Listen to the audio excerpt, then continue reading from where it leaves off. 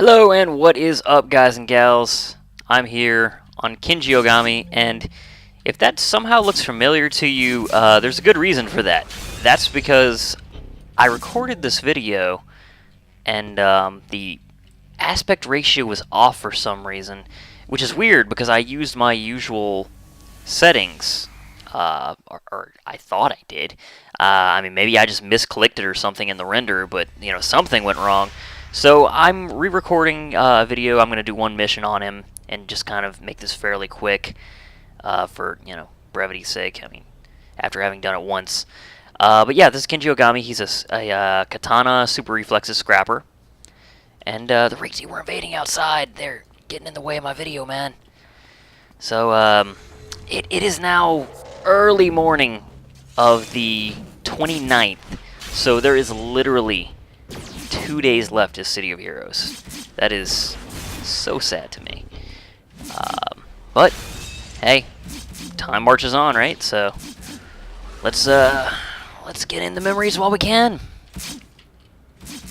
So for those that watched the video before, when the aspect ratio was all messed up, thank you for that. And thank you to Energy One for pointing out that it was off in the first place, because I just kind of threw it up. After it rendered, I think I went to sleep. As I started the upload, and I didn't even check it, which was clearly a mistake. So yeah, thank you for that. I think that's your username. Sorry about that if it's wrong. But yes. So this guy is pretty awesome. Katana has a nice defense debuff on the majority, or actually I think even all of its attacks, which helps you to hit with subsequent attacks, which is very handy. So after you hit one or two times with your katana, as long as you keep up a steady attack chain, you're generally not gonna miss a lot. Even if you don't slot accuracy really heavily. But of course that you have to hit with those first couple of attacks, so you can't entirely neglect it. You can't on anything. And Super Reflexes is a set that I think kind of does worse the more enemies you fight. Kind of like the Stalker I was talking about with Ninjutsu. I feel that way about a lot of defense sets. I mean, if you have layered protection, then defense can be awesome. But if it's the sole thing you're relying upon, when those lucky hits get through, you're gonna be hurting. So, and since there's a thing called, gosh, what is it, like, I think it's called like the Streak Breaker or something. It's a mechanic in the game where only so many attacks will ever miss before there is a guaranteed hit. I want to say that it's like 18 attacks or something that are that you can dodge up to, and this goes for enemies as well. Actually, maybe it's only 10. I don't really remember. Anyway, it's a certain number of attacks that can miss in a row before there will be a guaranteed hit. And this, I think, was implemented to prevent players from getting overly frustrated if they had an amazing streak of bad luck. But unfortunately, it also kind of acts against you as a purely defensive character, because that if you fight large groups and you don't knock out a bunch of them really fast, then they're gonna start hitting you, guaranteed eventually. I mean, they have to be up for a while before they're gonna throw out 10, 12, 18, whatever the number of attacks is, but I'm pretty sure it's at least 10. In fact, 10 seems right in hindsight, but what do we get here? We got some reduced recharge from our secondary mutation buff. That's always handy. And lay our PB AoE down here. I was about to call it a Pebe AoE. Don't know what that was. Yes, let's pronounce the acronym. No, don't run. You'll only die tired. They're my status protection cast, so unfortunately the attack didn't go off when I wanted, and I ended up using my PB AoE on nothing, which I should just call by its name. I think it's the Lotus Drops, yeah. So, but yeah, this is actually one of my oldest characters. I think he's actually the second character that I ever made. He was originally on Champion. Champion was my original server, and I migrated to Virtue eventually after basically one of the best people that I ever met while playing this game. You know, a good friend of mine from Champion. He pretty much stopped playing eventually, and that's kind of when, I mean, I stuck around for a while, but after that, I kind of felt like my ties on Champion were kind of thin, and you know, that was probably at least 4 years ago now. But I mean, the population had already, you know, dwindled a decent amount on Champion compared to Virtue, which is, you know, my main server now. So I kind of, you know, packed up my things, and I didn't move all my characters here. I just started creating new ones over there. I don't think server transfers were even an option back then. They probably were. I'm probably just misremembering that. It's been a long time, but you know, either way, I'm sure I wouldn't have been willing to pay for it at that point. But yeah, you know, I moved to Virtue, and for the longest time, I mean, this was back even before IOs, so I mean, that was a long time ago. But yes, man, I keep getting sidetracked. But I moved to Virtue, and I kind of stuck around there ever since as my main server. But a good friend of mine started playing with me again. She'd left the game to play WoW for a long time, and then we actually took a break when SWTOR came out from, you know, both of our respective games to try that out, because, you know, she's really into Star Wars, and you know, I've really enjoyed BioWare games, and you know, this is kind of prior to their little less than stellar stint they've been having recently with Dragon Age 2 and Mass Effect 3 and SWTOR, which, I mean, has aspects of it that I enjoy, but I don't know. I mean, it's definitely not a replacement for City of Heroes for me. And Guild Wars 2 I actually bought when it came out, which, I mean it's a good game, and I'm gonna keep playing it, you know, every now and then. At least, you know, once City of Heroes is under. I'm not playing it all right now, though, because I just want to focus on City of Heroes, but I don't know. I feel bad for ArenaNet, because I know it's not their fault, but I mean, it kind of does feel a little dirty to play it, but I mean, I've already paid for it, right? So, I mean, there's no point in me not using their servers to get the most out of my money.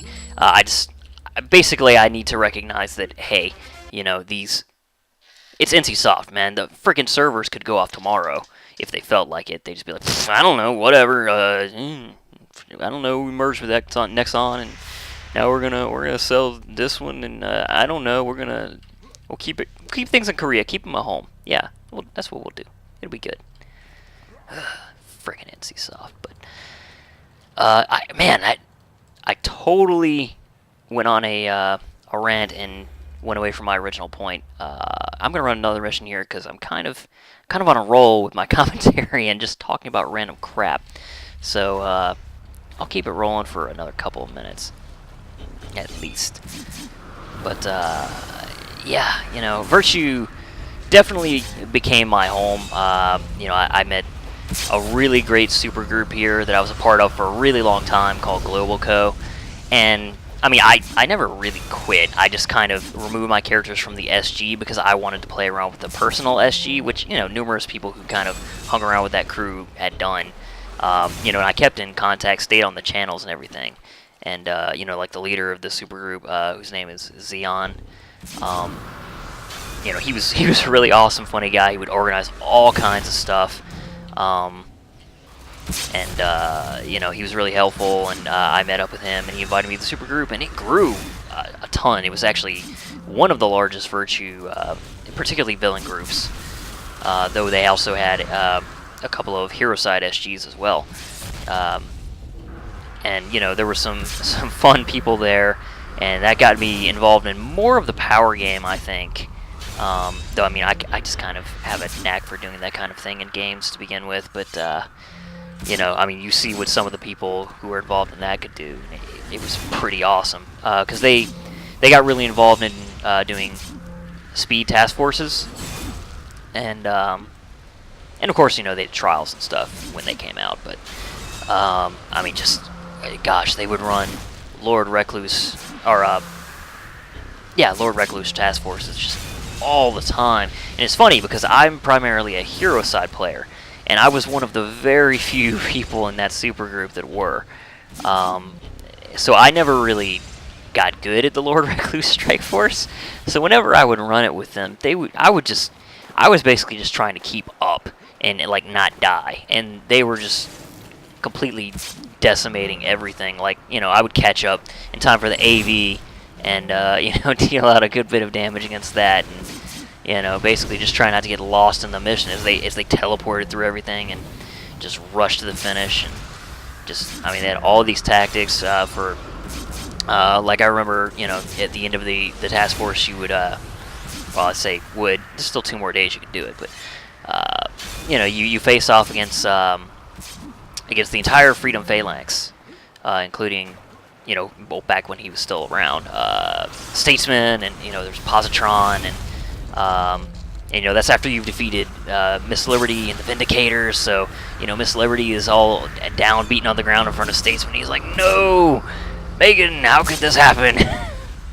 And that's his granddaughter. So that was pretty awesome. But my point, going back to away from the story stuff, is that basically, I mean, they would face the Freedom Phalanx.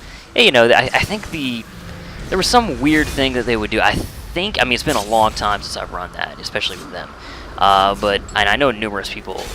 It wasn't just my supergroup that did this, but they would like sleep the entire Freedom Phalanx, save for the character they were going after. That was one of the strategies, but you had to be like permadom to do it or something. I don't really know. I never got the details. Here's our boss, which I know I haven't really talked that much about this character, but fairly self-explanatory, I think. But anyway, another thing I think earlier before that was a thing, is that there was Venge Bait, and I know because I was the Venge Bait numerous times because I didn't know what the hell to do. So might as well make myself useful somehow, right? So basically, you would run in, you would get yourself killed, and you would be far away from the group because this takes place in Atlas Park. So you would stand. They would stand a bit a ways from the platform where you'd run off to get yourself killed. Or actually, it didn't matter where you got yourself killed, but they would get up there and they would be far enough away to where they could cue Vengeance, but it wouldn't actually activate because you're too far away. And then they would have someone teleport you, preferably that didn't have Vengeance. And as many people as had Vengeance as they had would cue that up. And then I'm gonna finish the story, then we'll end this. But then once they teleported you, instantly all of the Vengeances would go off at once. And Vengeance, for anyone who doesn't know, is basically this massive buff power off of a defeated ally. So it increases your defenses and heals you, and increases your accuracy and your damage, and just all this craziness. And it was just this insane buff on everybody that was alive. Of course, then they would res the person who was the Venge Bait, and then they would just rush in and they would use a bunch of Shivan pets, which you get from Bloody Bay, and then they would just go to town. And I remember that was a lot of fun too, and that was one of the earlier ways that they tackle it. But yeah, I'm kind of ranting now, but man, good times. I mean, just when I think about specific memories like that, it really it's one of those things where you just realize, I'll never do that again. That's kind of sad. I'll miss my characters, and I'll miss fun memories like that. I'll miss running trials. I'll miss doing speed Lambadas, which I took to running a decent amount. I'll even miss the BAFs a little bit, even though, my gosh, I've run so many Lambadas and BAFs, but I kind of found BAF to be boring while I enjoyed Lambada. I'll enjoy the speed TPN Incarnate Trials. I'll enjoy or rather, I'll miss the Magisterum trial, which was that trial was freaking epic, man. The end of the Praetorian storyline. I'll miss the Mother Mayhem trial. I'll miss the task forces. I'll miss the freaking Synapse task force. And I never in my life thought I would say that, because I hate the Synapse task force. But you know, if I could continue to play my characters, I would play the Synapse task force. So this is going to be the last of the, you know, very particular highlight videos of my characters at level 50 that are really decked out. I do intend to do some videos of some lower level characters. Maybe running one mission on a couple of those. At the very least showing off some of the costumes. And I know I said this in another video which I have yet to post. I think I'm going to post this one first. So chronologically it's out of order, but whatever. I'm also probably going to try, if I have time, to do a video of the two bases I have, one of Virtue, one of Victory, both of which were are with a friend of mine who I play with, though honestly she can take pretty much all of the credit for the bases and how they look, because I didn't get into the base editor probably until like 5 months ago, if that. And you know, what, like 2 months? I probably had 2 months to play with it. You know, and I didn't even play with it that often in that period before the announcement of the closure hit, and then it's just kind of like, why bother? But you know, I'll probably do a video of that the bases if I have time, and I'll probably record like the last 30 minutes of the game, because I will be there on Friday. And yeah, this is Kenji Ohgami. I'll show his costumes real quick, and then do the build, because that's what I've been doing. This is his original costume. I didn't mention it before now. I did my other video, but this character is actually inspired by Bloody Roar, a character from Bloody Roar 2, 3, Primal Fury, and 4. Kenji Ohgami, which is the real name of the character Bakuryu from those games. Though he's really evolved into kind of his own thing here, very different from his origins. So you know. And that costume is the only one that really has any resemblance to his character in those games. I really like this costume. The whole techno goggles. I like the shoulder pads, which I don't think I ever used on any other character, but they seem to really just kind of fit this one to me. Now moving on. This is more of a villain-themed costume. Come on. You can see over here. Yeah, I have to wait a couple of seconds to change my costume. There we go. This is more of a villain-themed costume, and actually I made a villain version of this character, which, I mean, maybe I'll show in those quickie highlight videos, but if I do, it'll just be like, hey, this is that guy. Like, you even probably recognize this costume. But he was a dark melee super reflexes grabber, and I have mail. But yeah, I mean, I never finished his build. And he has entire moves that just are straight up unslotted, so, you know, he's not a character that I would play a mission with. This is actually a costume from a supergroup. It was a uniform, rather, for a supergroup that I was with on Champion. Gosh, what was the name of that supergroup? I couldn't remember my other video either. United Hero Brigade or something like that. I mean, the costume now is pretty much exactly the same, but I changed the lion that was on the chest to a butterfly, which is sort of thematic with his circumstances in his supergroup. That's, you know, the butterfly doesn't really suit him, but hey, you know, he's got to be a team player. But the headwear is all original, which I was pretty proud of how that worked. It's basically a ninja mask, some like with the black like eye holes, but then covered up with like a techno visor, which I thought just had a really cool look to it. And there was a period of time in which this character was blind in character, so you know that's sort of what this is playing off of, along with, of course, the other costume where again his eyes are covered. In the second one, that's just kind of, the glasses are basically just for looks. And this is his most recent and final costume. Just another uniform. Pretty big fan of it. His incarnate powers, which I didn't use, Rebirth, Partial Radial Invocation, which is a heal with a region buff, and the Void Core Judgment, which is, of course, a nuke PB AoE power, which I should have used, but I just kind of got into blabbering. I definitely think I was in more of a jabbering mood this video than I have been for maybe even any of the others. I just kind of talked everyone's ear off. Sorry about that, my headset is almost in my chin, so I'm trying to adjust it a little bit. Alright, so Gambler's Cut. We have 5 Hecatombs along with a Chance for Resistance debuff, Achilles Heel. That's always very handy when it procs, but, you know, the reason it's here is because Gambler's Cut is the move that recharges most often, so I kind of cycle it probably more than any other move in his cycle. So that has a chance to proc more often than it would anywhere else. Flashing Steel, we have a set of Sirocco's Dervish, and I thought there was a 6th one, but no, that's the same set. In build-up, we have Gaussen Synchronized Fire Control. Lotus Drops has a Obliteration set. Soaring Dragon has Mako's Bite.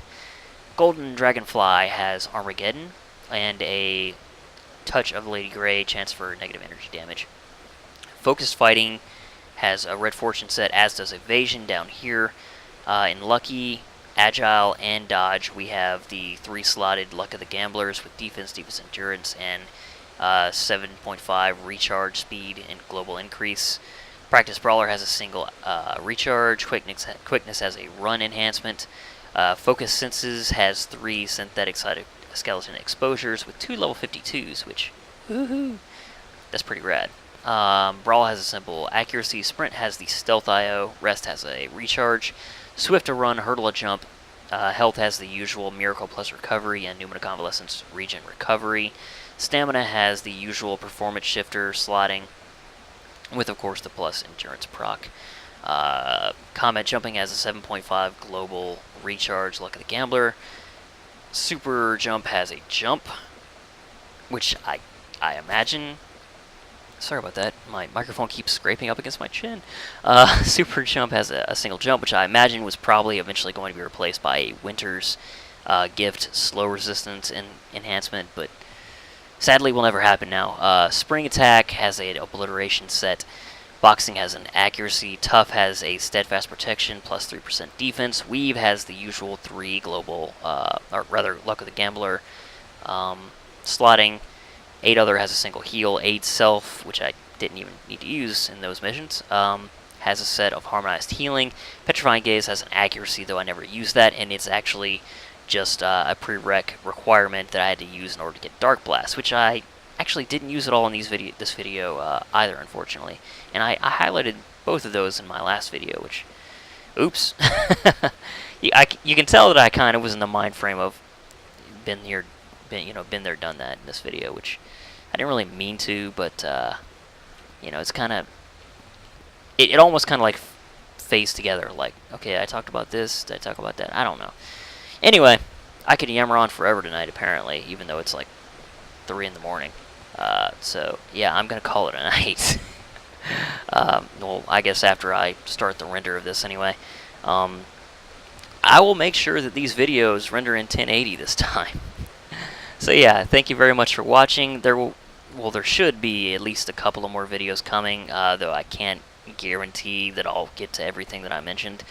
At the very least, I want to get the last bit of the game that I'm in on Fraps, if at all possible. So yeah, thanks for watching, and please stay tuned.